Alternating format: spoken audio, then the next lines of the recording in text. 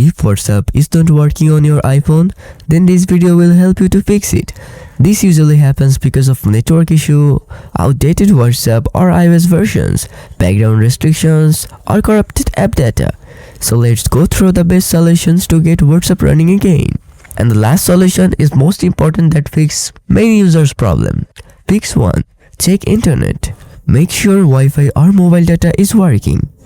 Open Safari and load any website to confirm. If it doesn't work, swipe down from the top right corner of your iPhone, turn airplane mode on, wait 10 seconds, then turn it off. Airplane mode often fixes connection glitches. Now open WhatsApp and check if it connects. Fix 2. Check WhatsApp server status. Sometimes the WhatsApp server themselves are down. This can lead to the app not working. You can check this by opening any browser or your iPhone. Search for Down Detector WhatsApp. Open the Down Detector link and check for any WhatsApp outages reported in last 24 hours. If the WhatsApp server are down, wait for a bit for them to come back. It can even take a day sometimes. Fix 3. Offload WhatsApp. Open settings, scroll down a bit, tap General, go to iPhone storage.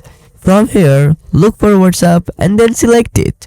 Now tap Upload app, then confirm your choice. Reinstall WhatsApp from here. Now, see if the issue is fixed or not. Fix 4. Reset network connection.